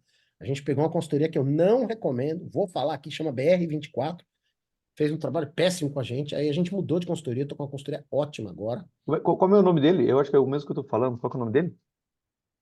A consultoria é boa? É, como Doco. é que é? É o Douglas. Douglas, isso, Douglas da Doco. Esse cara é bom. Aqui da Vila É? Maria, show de bola. Ele tem nos apoiado muito, tal, etc. Esse cara fala a nossa língua, tem outros clientes corretores, entendeu? Então entende um pouco da nossa dor e por aí vai. Então, resolvendo outra pergunta aqui, Bittrex tem ajudado? Sim, super recomendo. Ainda mais para você. Júnior, você é um cara que é super antenado com tecnologia, bicho, você vai matar pau. Você vai decifrar o Bittrex em 2 semanas. Blá, blá, blá. Ah, sim, faço assim. Papum. Coisa que para mim é aprender mandarim em braille. Cara, para você, você vai matar isso em 2 semanas. Você é super rápido nesse tipo de coisa, né? Aí, vamos lá. O Adriano perguntou aqui, só voltar alguns questionamentos. Tá aí. Tá, tá, tá, tá. Uma dúvida. A próxima, do Vitor. Falei do Vitão, tá aqui. Desculpa, amigo, entrou na ligação que eu não consegui fazer a pergunta antes. Quando você diz que o renovador deve ganhar entre 15% e 25%, você considera ganho total, salário mais comissão ou só comissão? A mesma coisa vale para os demais produtores? Vitão, sim. É pacote salarial completo, tá? Então, é fixo, comissão, é o pacote todo. Fixo, comissão, etc. E aí você pega e divide isso pelo montante gerado de receita. Então, vou pegar um número, vai, básico. Pega um operador que faz 80 renovações, tá? Ele fez 80 renovações com uma receita, vamos lá, só pegando fácil automóvel, com uma receita média de R$ 380 de ticket médio por negócio, ele faturou 30 pau. Quanto esse cara ganhou? Ele ganhou 4 pau e meio. Dividido por 30.800, ele custou 14,6. Ah, esse cara ganhou 4 pau e meio, mas ele está registrado no Simples. Então ele não custa 4 pau e meio. Todo mundo que já fez a continha sabe que o funcionário no Simples ele acaba tendo um custo de 1,7 que você paga. Dá 7.650 dividido por 30.800 vai dar um total de 24,8 no limite. Então, quando eu falo, você tem que ter entre 10 e 15 líquido ou até 25 no bruto, já com os custos trabalhistas da geração de receita. Essa é uma conta que eu costumo fazer, tá? Então, vou dar um exemplo. Minha equipe hoje recebe 120 renovações e renova 100, 108, 100 e pouco. E os caras ganham na faixa dos 5, 5 e pouco, 6 pau, às vezes até tá dentro dessa conta, costuma ficar entre 17%. Beleza? Adriano, o que você fala em qualificar o funcionário contratado? Eu queria saber um pouquinho mais, Adriano, sobre o que você está questionando aí, sobre a tua pergunta. Explana um pouco mais a tua pergunta, Adriano. O que você fala em qualificar o funcionário contratado? A gente está sempre qualificando a galera. Eu queria entender o que você quer dizer com qualificar. Qualificar é treinar, qualificar é premiar? Não entendi, sabe? Se o Adriano conseguir perguntar para nós, a gente explora mais. O Moisés, da Guardari. Fala, Moisés, beleza, cara? Vamos lá. Vendedor externo trazendo demanda para os internos. Vale a pena? O que você acha? Joia! Moisés, sim, gosto. Gosto desse cenário, tá? Vamos definir os nomes, tá bom? Vamos usar um nome. Vendedor externo, você poderia chamar ele, classificar ele como produtor. O cara é um produtor, tá? E eu vou pegar um cara produtor. É um cara que tem um network incrível. Ele tem um círculo de relacionamento fabuloso. Ele conhece um monte de gente e ele é, de fato, influenciador dentro do círculo das pessoas com quem ele se relaciona. Aí você chega para esse cara e ele gosta de seguro. Vira e mexe, ele indica para você. E aí, um belo dia, você começa a conversar e fala, meu, pô, você podia ganhar dinheiro com isso. Ele, como? Mas manda aí as indicações que a gente começa a fazer seguro para você. E aí você faz um bem bolado e ganha. E esse cara começa a indicar. Pra você ter uma ideia, a gente tem um produtor hoje, que é um cara que se tornou grande na operação, que esse cara era mecânico da Stock Car. E ele conhecia todo mundo, de todos, do paddock inteiro da Stock Car. Só que não só da Stock Car, ele conhecia todo mundo do paddock da Fórmula Mercedes, todo mundo do paddock da Fórmula A. Vai pondo fórmula que você puder imaginar. E para quem acompanha isso, você já sabe o seguinte: absolutamente que corre de carro, de kart para cima, não é pouco rico, é muito rico. Ninguém que corre de carro não é rico. Tem que ser rico para correr de carro. Ou seja, esse cara tem um círculo de network incrível. Ele começou a indicar os caras e os caras começaram a fazer seguro. Começou a brotar seguro de Porsche, Ferrari, Mercedes, etc. Meu, incrível. Avião, helicóptero, papapá. E é óbvio, o cara não tinha um domínio disso. Aí a gente começou a botar um produtor para receber essa demanda. Então, eu gosto sim, Moisés, eu acho bem legal, tá? Fica mais difícil definir meta para esse cara, porque é um cara que não sei se ele foi contratado, se ele está recebendo fixo, se ele não está recebendo fixo, se ele está fazendo isso, se é uma demanda, né, específica dele, ou se ele está fazendo isso como um bico e por aí vai.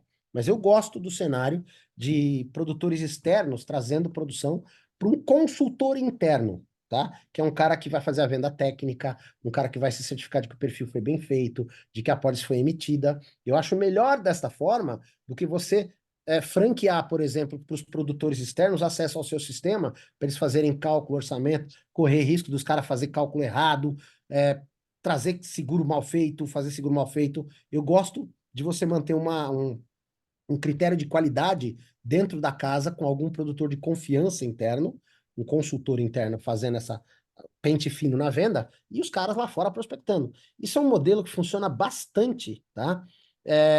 Em cidades do interior, etc. Por quê? Pega basicamente cidades onde você tem muito poder de network, onde as pessoas se conhecem bastante. Isso é fundamental, se aproveitar esse network, tá? Eu acho bem legal isso. E o O Júnior Richard, mandou o teste. Não entendi o que você falou. Meu pai chegou aqui. Tal. o Richard, só uma perguntinha. Fala, Júnior. Como é que você acha que seria a remuneração ideal para esse produtor que só indica? Então, vamos lá. Vamos começar da minha lógica básica. Toda vez que você for pensar em remuneração ideal, né? Você já começa com o famoso 50-50. Lá do que gerou de receita, 50-50. Então, mas do que gerou de receita 50-50, eu vou ter que pagar o cara que vai ter que fazer a venda consultiva. Então, você já tira dele, não de você. Faz sentido? Quem vai pagar o cara para fazer a consultoria, a venda consultiva, é o cara que indicou. Tá? Então, vamos fazer uma conta. Então, já não é 50. Vamos lá. Se a gente sabe que alguém da renovação tem que custar de 15% a 25% da geração de receita, então já começou a fazer sentido dar 25% da geração de receita. Um quarto da comissão. É uma lógica que para mim faz sentido. Tá? Aí começa a depender do seguinte, a relevância desse cara. Ele tá trazendo coisa boa, tá trazendo muita coisa, tá trazendo coisa pô, tá fazendo muita diferença. Então você começa a bancar um pouco dessa estrutura necessária e aumentar um pouco a remuneração do cara para deixar atrativo para ele. E tu Tá? paga Então, sobre a renovação, tu paga sobre a renovação ou só sobre o primeiro fechamento? tudo é para ser conversado. Mas tem que ser conversado desde o início. E por que tem que ser conversado desde o início? É uma conversa que você pode ter o seguinte, ó, presta atenção. Eu te pago 20% só que pela carteira. Todo ano. Então você vai fazer uma carteira. Ou eu te pago 40%, mas é só o primeiro ano. No ano que vem a renovação é minha. Ou seja, já ficou combinado. Você topa? Combina? Tá, Aceita aqui, assina um terminho aqui pra gente poder fazer. Legal, bacana. Tá? E aí fechou. Eu acho que é combinado não é caro, mas tem que ser combinado no início. Antes do cara empolgar com o negócio e na renovação começar a procurar os caras de volta. Ah, fechei de novo aqui o seguro. Não, você não fechou de novo, isso é renovação. Tá? Então isso tem que ser combinado. Denise, vamos lá. Denise falou o seguinte: falando em treinar a equipe, como se organiza quais treinamentos os funcionários vão fazer? Os treinamentos disponíveis das seguradoras, fazer aleatório de diferentes seguradoras, quem vende alto, fazer curso de vida. Resumindo, como é que eu organizo isso na minha corretora? Show, obrigado pela pergunta, Dê. Seguinte, eu não vejo muito sentido em pegar minha equipe e ficar fazendo um treinamento de Porto, outro de Azul, outro de HDI, outro de... Eu não vejo muito sentido, tá? Eu acho que um vendedor de automóvel poderia fazer um curso de pelo menos 3 ramos adicionais para ele poder começar a ter noção para ofertas, né, de cross-sell. Então, vida, sem dúvida, um residencial, como se faz um residencial bem feito, tá, etc. Isso é legal, tá? Talvez uma palestrinha sobre consórcio, para entender qual é o conceito do consórcio, para se surgir uma oportunidade que nem essa agora que a gente acabou de falar do Júnior, que o Júnior comentou, né? Da galera ofertar. Eu só não sei se esse treinamento vai ser mais eficaz com o pessoal da seguradora ou se vai ser mais eficaz com você sentando com a galera e trocando uma ideia. Vou dar um exemplo. Nenhuma seguradora vai orientar a tua galera sobre como fazer um seguro de residência bem feito com relação à importância, às coberturas, etc. O pessoal não sabe, tá? Então a gente usa os nossos critérios. Aliás, tá no nosso radar fazer um curso desse, um módulo rápido disso, como fazer um seguro de residencial bem feito, como fazer um seguro empresarial bem feito e botar no mentor do corretor, para treinar justamente as equipes. Isso vai estar dentro do módulo de preparatório para corretoras de seguros. A gente vai fazer um curso preparatório para corretoras de seguros, que vai estar dentro do mentor do corretor, até, vamos lá, meio do ano, mais tardar. Já estamos com o estúdio pronto justamente para isso. Tá? Vai faltar só gravar e editar, mas o conteúdo já está pronto. Então, muitos treinamentos, por exemplo, que você está falando da tua galera fazer, da tua equipe fazer, já estão, por exemplo, no próprio mentor do corretor já tem. Treinamento de vendas, tem uns 3 ou 4 módulos lá. Treinamentos de seguradora. Eu acho que é interessante fazer treinamento de produto, talvez um por mês, tá? Um a cada 2 meses, você pegar um treinamento de seguradora diferente para tua galera fazer, para dar aquela reciclada, aquela oxigenada, tá? Eu acho que seria interessante fazer, pelo menos, tua equipe fazer pelo menos um treinamento de alguma coisa a cada 1 ou 2 meses, ok? Mais que isso, depende das atividades da galera, tal, etc. Né? Agora, vamos lá. Isso estou falando de equipes de vendas.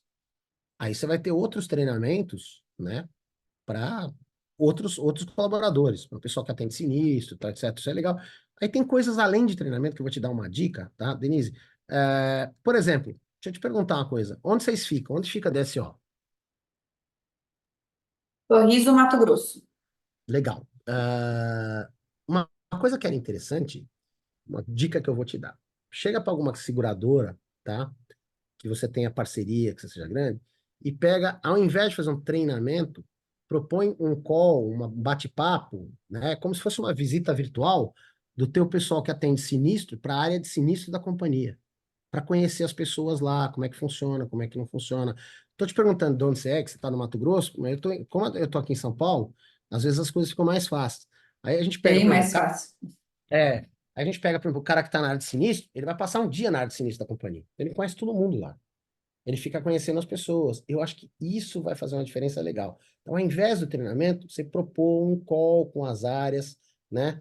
Tem os meninos da cobrança, o pessoal da cobrança na companhia, tal, etc., as principais companhias.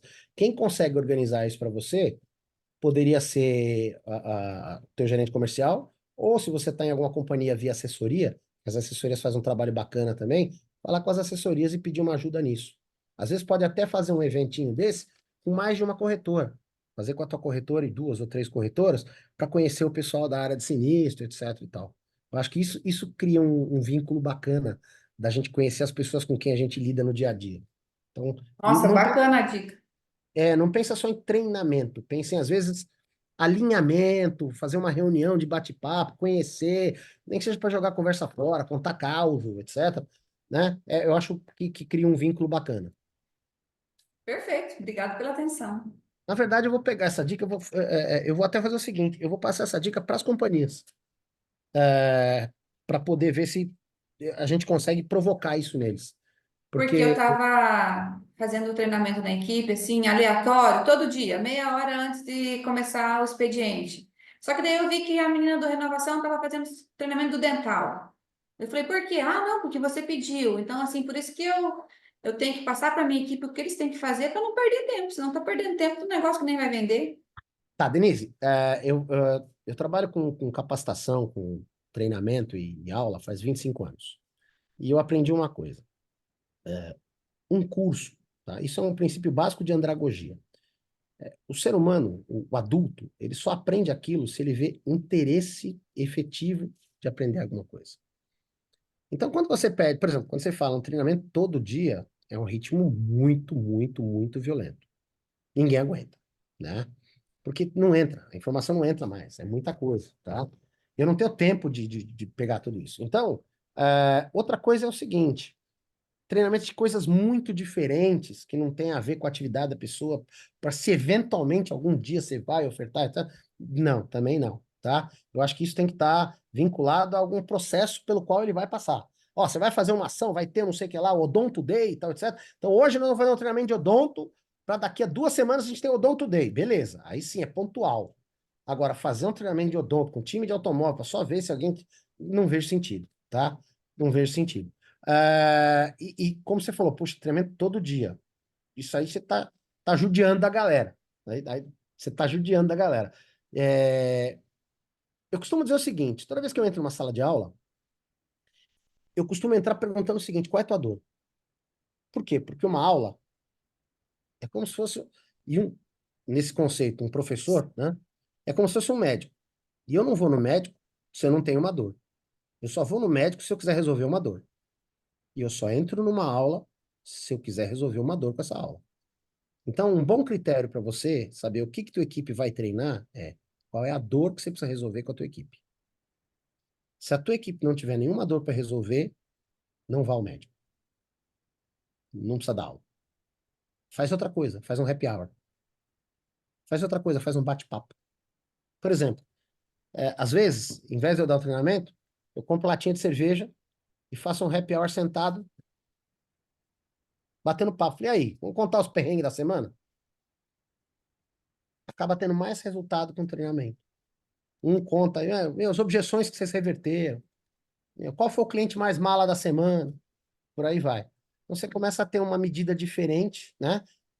Você começa a ter ferramentas diferentes que vão atingir o mesmo objetivo, que é capacitar a galera, engajar a galera, né? E fazer o pessoal se tornar mais efetivo, eficaz e satisfeito no trabalho. Perfeito. Vamos lá, quem mais? Moisés, da Guardari, vamos lá. No meu caso, eu tenho a intenção de fazer um teste com um rapaz verde na área. Ah, tá. Era sobre aquele questionamento dele, né? Um rapaz verde na área, beleza. Ou seja, pegar o famoso questionamento, contratar alguém do ramo ou alguém de fora do ramo, né? Verde na área, ia treinar, ensinar e visitar os clientes-alvos, trazendo a demanda para os clientes internos. O que que eu acho? Riscos. Vamos lá. Fico com medo de acidente de moto, por exemplo. Então, você vai deixar o cara andar de moto. Ó, seguinte, cara, vida de empresário não é para. Se você tem medo, muito medo, não pode ser empresário. Eu pensei nisso esse mês, agora, há 2 meses atrás.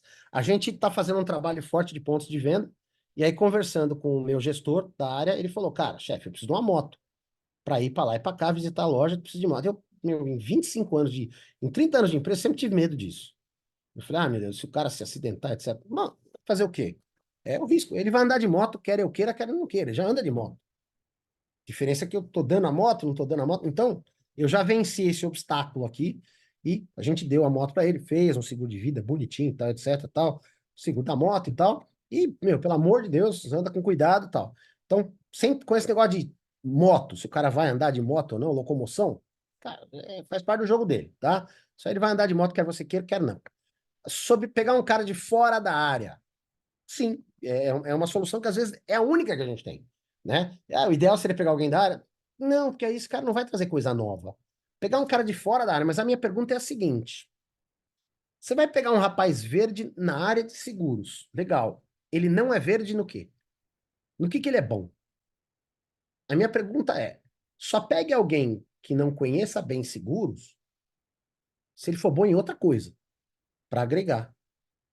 Agora, pegar alguém que é verde de tudo, aí você vai ter muito tempo treinando, você vai ter um gasto excessivo treinando, e você vai ter um tempo de resultado, uma curva de resultado muito demorada. O que vai acabar até sendo injusto com o colaborador. Vai dar 1 mês, não vai trazer resultado. 2 meses, não vai trazer resultado. 3 meses. Lógico, ele é verde, ele não sabe ainda. Entendeu? Então, minha dica é a seguinte: você até pode pegar um cara que não conheça seguros, mas pega um cara que foi gerente de banco, um cara que vendia máquinas industriais, um cara que vendia. Pega alguém que seja bom em outra área e bota ele para trabalhar com seguros. Eu acho que aí sim você vai ter um bom resultado. Pegar um cara verde de tudo, você vai ter que ensinar tudo para ele. Entendeu? Você vai conseguir fazer visita com o cara? 2, 3, 7, 8, 10 visitas com o cara? É complicado, né? Então, a curva de aprendizado dele vai ser muito demorada E aí eu não recomendo. Um cara verde de tudo, não. Ele pode ser verde em seguros. Então começa a avaliar no que ele é bom. Ele é bom em relacionamento. O cara era craque em não sei o que lá. O cara foi, sei lá, qualquer coisa que ele possa utilizar para poder trabalhar o network dele. Vitão, continuidade, minha primeira pergunta. Pensando no produto de seguro novo, qual seria esse percentual da receita total? Vitão, já como eu disse, percentual de receita, salário versus percentual de receita no seguro novo, dependendo da sua atividade, pode ser até 100%. Vou dar um exemplo. A minha operação de seguros novos por leads de internet, ela funciona mais ou menos da seguinte forma. Pensando em geração de receita, 55% da geração de receita vai para o operador. 45% da geração de receita vai para custear a lead. A equação estava, a última vez que a gente mediu, estava em 45, 55. 45 para atrair a lead e 55 para o vendedor. Você vai falar, mas é 100% da geração de receita? Sim. Operação de leads é 100% da alocação de receita na prospecção. Eu vou ganhar dinheiro na renovação só. Tá? Então, perdão. Quando vocês falam em produtor de seguros novos, a minha primeira pergunta é: se está contratando um produtor de seguros novos e está dando a lead, ou ele está trazendo o cliente? Se você está dando a lead, você tem que tirar o custo da lead e o resto pode ir para ele. Se ele está trazendo a lead e o seguro, ou seja, ele que está prospectando, correndo atrás, esse cara vale ouro. Esse cara é o seu Google. Então, você pode pagar mais para ele. Porque você tem que pensar que seguro não cai do céu. Então, se é esse cara que está correndo atrás do seguro, você não está nem dando lead para ele, nada. Esse cara vale ouro. Quem dera, a gente tem um time de 10, 20 produtores que saem para rua com a pastinha e voltem todo final de mês com 30, 40 seguros. Era o sonho da minha vida. Eu parava de dar dinheiro pro Google. Mas não é fácil. Todo mundo aqui sabe que isso é sonho de consumo, né? Não é fácil. Ainda mais por quê? Porque quando eu dou dinheiro pro Google e eu faço seguro, esse seguro é meu. Se eu pego um cara que sai todo mês com uma pastinha debaixo do braço e volta com 30 seguros, esse seguro não é meu, esse seguro é do cara. E um belo dia ele vai embora e vai levar esses 30 seguros embora com ele. Então esse é o problema que você tem que pensar também. Tá? Esses são variáveis que entram na conta. Outra pergunta. Meta para renovador. Prêmio ou receita? Nunca, jamais, em hipótese alguma, sob prêmio. Esquece prêmio, receita. Só receita. Nunca prêmio. Por quê? Nunca estipule meta sobre algo que você não consegue, consegue controlar. Você não tem controle do seu prêmio. Qual é o prêmio médio de automóvel? Qual é o prêmio médio? Não sei. Quantas seguradoras vão vender? Por exemplo, a nossa vida foi um inferno com essa história de meta na época da pandemia e depois da pandemia, você lembra? Quanto caiu o seguro? Aí o que começou a acontecer? A gente começou a perder negócio, mas ganhar dinheiro. Como assim? Eu tô perdendo cliente, tô ganhando dinheiro por quê? Porque eu tava fazendo seguros com mais comissão, com mais prêmio, etc. Aí depois passou a pandemia, o seguro começou a aumentar. Então virou uma zona isso, tá? Sempre, sempre, sempre sobre receita, tá? Qual o percentual em relação à base de renovações? Considerando que a gente nunca renova 100%. Então, boa pergunta. Eu vou ilustrar para vocês uma ferramenta que todo mundo que já fez a mentoria comigo já se deparou uma vez. É a planilhinha mágica. São mais um dos Excelzinhos que eu uso, né? Mas esse aqui tem um poder diferente. Quer ver? Eu vou mostrar para vocês. Ele vai servir bem para te responder, Vitão.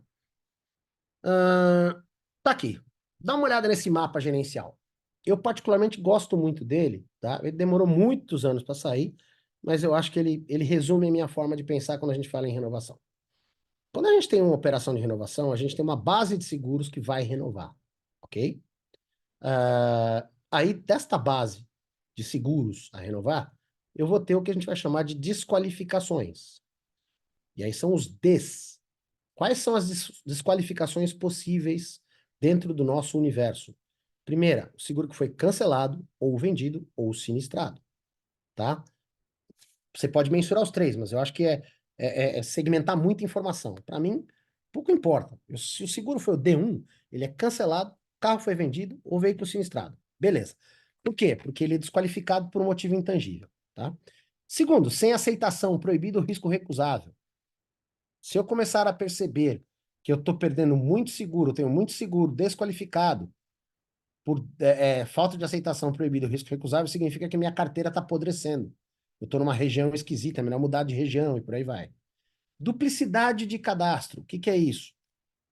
São aquelas mobilidades que a gente faz quando entrega uma lista de renovação. Vou dar um exemplo. Eu pego um cliente que tem duplicidade de cadastro ou troca de lista, né, que a gente fala. Imagine que eu tenho o marido e a mulher. E aí, na hora que você foi dividir a renovação, o seguro do marido foi para um produtor, o seguro da mulher foi para o outro. Isso não é legal. O ideal é que o próprio, né, o operador faça os dois seguros, do marido e da mulher. Então, você tira da lista de um e põe na lista do outro. Isso aí você vai ter que desqualificar daquele que recebeu, beleza? Isso vai gerar o que vai me chamar de listagem limpa. Então, eu tenho o volume de seguros excluídos. Da listagem limpa, aí eu vou ter os perdidos, que são os 4Ps, tá? Que a gente chama de 4Ps. Para mim, o que é relevante, claro que para você pode ter uma outra lista de relevâncias, mas para mim o que é relevante é o que foi fechado com outro corretor, ou com banco, ou com quem quer que seja, ok? Com internet, não importa. Por que que isso é importante? Eu quero saber quem fez, mas não comigo. P2, quem não fez. Eu não vou fazer, estou sem dinheiro. Vou decidir depois. Qual a diferença entre um P1 e um P2? O P1 eu já perdi. O P2 eu ainda não perdi. Ele está pendurado. P3, insatisfeito, reclamação por sinistro. Veja, aí pode ter uma certa superposição. Eu posso ter um cara que está insatisfeito, reclamou o sinistro e por isso fechou com o corretor ou banco. Por que que eu estou colocando insatisfeito em separado? Para entender quem é o cara que ficou insatisfeito, ligar para o cara e aprender um pouco com isso. Ok? Mas grande parte dos P3 serão os P1 ou, né, naturais, os P1. Porque você vai perder esse cara, você está insatisfeito. E o P4, não localizado, tentativas esgotadas. Para quê? Para saber como é que está a tua base de listagem ou a resiliência do teu operador em achar essa galera. O ideal é que P4 esteja zerado, tá? Mas importante também você repara o seguinte, esta lista de perdidos, ela não é desqualificação, ou seja, ela é critério. Você tinha que ter fechado, você perdeu, tá? Então, ou seja, aquele não localizado não é desqualificado, ele é perdido. Aí vai dos renovados. Os renovados, né, ou realizados, vamos dizer, eu vou ter 4 R's. Eu uso o critério dos 4 R's. E aí você pode chamar o nome que você quiser, gente. Pelo amor de Deus, isso aí não é um nome, tá? Um nome que eu inventei. Então você pode mudar o nome. Eu tenho R1, R2, R3, R4. Qual a diferença? R1, renovado. R2, recuperado. O que eu recupero? Eu só posso recuperar aquilo que já foi meu e que não está mais comigo. Portanto, o que que ele é? Ele é o P2, que não fez no mês passado, estava flutuando e voltou a fazer comigo no mês que vem. Por isso eu chamo de recuperado. Aí o R3, resgatado. O que que é o resgatado? Que é mais ou menos a mesma coisa que o recuperado. Só que quando eu falo em resgate, é mais lá longe. Ou seja, é o cara que não renovou no ano passado, tá? E o refeito? O refeito é uma coisa que não deve acontecer muito. Ele é um critério que ele não é nem 100% ruim, nem 100% bom. É o seguinte, é o cara que cancelou e eu refiz. Puta que merda, o cara cancelou, que ruim. Sim, mas não é tão ruim porque eu refiz. Ele continuou. Aí eu preciso entender por que que ele cancelou e por que que eu refiz. Pode ter sido troca de carro, pode ter sido uma série de coisas. Mas eu tendo isso, eu consigo avaliar. A partir daí, eu tenho como calcular qual é o meu índice de seguros renovados, qual é o meu índice de seguros novos e meu percentual de alto crescimento. Esse, para mim, é o mapa de renovação perfeito. Não precisa mudar nada nele. Você coloca produtor 1, 2, 3, 4, 5, por aí vai. E esse mapa meio que responde a tua pergunta. Então, você perguntou aqui, né? Considerando que a gente nunca renova 100%, então você tem que mensurar desqualificação, perda, renovação e recuperação. Uma coisa legal você vai perceber que os R2, R3 e R4 vão acabar compensando os P2, P3 e P4. Esse é o cenário ideal, tá? Vamos lá. Mais uma. Segmentei meu time agora e eu tenho uma funcionária que só faz seguro novo de auto, só que ela produz muito, trabalha muito, mas o resultado dela acaba sendo o pior do time, considerando a margem mais apertada de comissão do novo. O que fazer? Cara, excelente colocação. Isso é, você corre o risco de perder uma funcionária fabulosa por uma questão de remuneração e meta. Então vamos lá, vamos analisar de novo. Segmentei meu time, agora tem uma funcionária só faz seguro de auto novo. A pessoa que só faz seguro de auto novo jamais pode ganhar a mesma remuneração de uma pessoa que faz renovação. Então, se ela só faz seguro de auto novo, só isso já deveria aumentar muito a comissão dela. Eu comentei, eu abri com vocês, né, outro dia. Eu pago no seguro alto, acho que 3% da geração de receita. E no seguro novo, 15%. Eu pago 5 vezes mais. Então, por exemplo, se você parar para pensar que uma produtora que saiu para vender seguro só novo e produzir metade de uma da renovação, ela vai ganhar o dobro ainda, porque ela ganha 5 vezes mais de comissão. Então, você vai ter que corrigir isso aí. Você vai ter que pagar mais no seguro novo, sem sombra de dúvida, tá? Senão você vai perder ela logo. Toma cuidado, então. Se perder, manda a indicação dela para mim que eu aceito, tá? Se ela estiver desempregado, pode mandar que eu aceito. Beleza, a gravação vai estar disponibilizada. Blá, blá, CLT certinho, sim, sempre. CLT tudo certinho, galera. Agora, a não ser que você opte pelo MEI, tá? Tá aí um bom tema. Eu vou guardar para a gente falar isso numa outra ocasião, nas diferenças entre uma equipe CLT e uma equipe MEI. A gente hoje conseguiu atingir um equilíbrio interessante. Na minha equipe, hoje eu tenho 60 funcionários, eu tenho 40 que são CLTs, mas eu tenho quase 20 que são MEI, tá? E o MEI funciona bem, desde que bem montado, tá? Você tem, não é qualquer funcionário que funciona para o MEI, não é qualquer operação que funciona para o MEI, e toda operação MEI vai gerar riscos futuros, sim, sem dúvida nenhuma. Se você não tem apetite para risco, não vai pensar, não envereda por essa saída. Fica aí a dica boa, eu vou até anotar isso aí para bolar uma live aí sobre funcionários de MEI e CLT. Bom, galera, a gente encerrar, são 6h30, já passou 9 minutos do nosso horário aqui. Eu queria perguntar para vocês, bom, e aí, mais uma última pergunta? Alguém tem mais um questionamento aí? Podemos encerrar? Eu vou disponibilizar essa live aqui, já essa estou gravando, vou disponibilizar ela editada lá no YouTube para a galera. Estamos editando as demais e vamos depositar no YouTube, vamos disponibilizar no YouTube para vocês. Beleza? Galera, como já passou bastante tempo, vamos fazer o seguinte: dúvidas, vai lá pro grupo, pergunta pra galera e a gente retoma. Ó, entrou uma aqui, vai, terminando, vai. Voltando na meta do renovador, em itens tá tranquilo, minha meta é 93%. Beleza. A questão é receita. Qual é o percentual da receita do ano anterior? Qual é o percentual da receita do ano anterior? Cara, vamos lá, Vitão. Não sei se eu entendi a tua pergunta, mas a minha meta é 93%, tá? Do que ele tem para renovar. 93% dos itens, tá? Acho que eu talvez tenha me expressado mal, né? Eu falei sobre, você perguntou sobre prêmio ou sobre receita, eu falei sempre sobre receita. Perdão, desculpe. Você calcula o percentual de remuneração sobre a receita, geração de receita. Mas as minhas metas são sobre retenção de item. Eu não dou meta sobre faturamento, 93% do faturamento. Então, é 100 negócios, é X% de 100 negócios, tá? É número de negócios. Por quê? Porque no final da história, acho que no fim do dia, o grande ativo de uma corretora é a sua carteira de clientes. Então, eu te faço uma pergunta. O que vale mais? Uma empresa, uma corretora que tem 1.000 clientes e fatura, sei lá, 100 mil, ou uma corretora que tem 1.200 clientes e fatura 106? Ué, mas se ela fatura 100, né? Ela tem 1.500 clientes, ela deveria faturar 1.500, ela fatura menos para o cliente. Caiu o faturamento. Sim, mas ela tem mais clientes. Tem mais oportunidade de cross-sell, etc. Então, para mim, o que vale é item. Aí, quando eu aplico a renovação, aí entra sobre a receita, tá? Bom, galera, é isso. Eu vou mandar o material para vocês no grupo. Mais perguntas, passa no grupo. E semana que vem tem mais. Estamos aí de novo. Um abraço para todo mundo. Obrigado. Até mais. Valeu, mestre. Obrigado Valeu, por Julião. tudo. Valeu. Até mais.